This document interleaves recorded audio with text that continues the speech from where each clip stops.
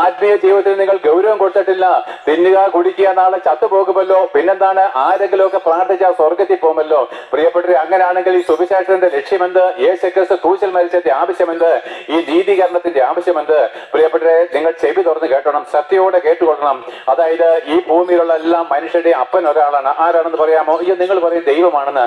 അല്ല പ്രിയപ്പെട്ടവരെ, നിങ്ങൾ ദൈവത്തിന്റെ മക്കളായിട്ടില്ല, നിങ്ങൾ ആദമിന്റെ മക്കളാണ്.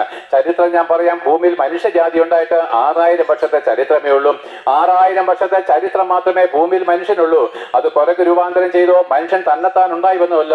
ദൈവം നല്ല പദ്ധതിയോടുകൂടെ നാം നമ്മുടെ സ്വരൂപത്തിൽ സാദൃശ്യത്തിലും മനുഷ്യനെ നിർമ്മിക്കുക എന്ന് പറഞ്ഞിട്ട് ദൈവം പിതാവും പുത്രനും പരിശുദ്ധാത്മാവും കൂടെ ഒന്നിച്ചാലോചിച്ച് 6000 വർഷങ്ങൾക്ക് മുമ്പ് ദൈവത്തിന്റെ അതേ രൂപത്തിലും സാദൃശ്യത്തിലും മണ്ണ് കൊണ്ടൊരു മനുഷ്യന്റെ പ്രതിമ ഭൂമിയുടെ മധ്യഭാഗമായിരിക്കുന്ന ഏതിൽ അവനെ നിർത്തി.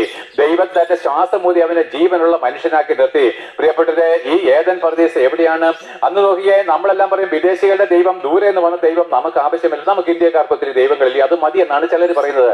എന്നാൽ പ്രിയപ്പെട്ടവരെ, 6000 വർഷങ്ങൾക്ക് മുമ്പ് ഈ ഭൂമി ഇങ്ങനെ പല കരകളായിട്ട് വേർതിരിയപ്പെട്ടിരുന്നില്ല, ഭൂഖണ്ഡങ്ങളായിട്ട് വേർതിരിയപ്പെട്ടിരുന്നില്ല. 6000 വർഷങ്ങൾക്ക് മുമ്പ് ഈ ഭൂമി ഒരു കരയും ഒരു സമുദ്രവും മാത്രമായിരുന്നു. ഭൂമി ഇങ്ങനെ ഖണ്ഡങ്ങളായിട്ട് ഭൂഖണ്ഡങ്ങളായിട്ട് വേർതിരിയപ്പെട്ടിട്ട് ഏതാണ്ട് 4000-ഓളം വർഷങ്ങൾ മാത്രമേ ആയിട്ടുള്ളൂ. അത്ര ചെറിയൊരു കാലമാണ്. 6000 വർഷത്തെ ചരിത്രം മാത്രമേ ഭൂമിയിൽ മനുഷ്യനുള്ളൂ. ആദ്യത്തെ മനുഷ്യനായിരിക്കുന്ന ആദമിനെ ദൈവം സൃഷ്ടിച്ചിട്ട് 6000 വർഷത്തെ ചരിത്രമേ ഉള്ളൂ.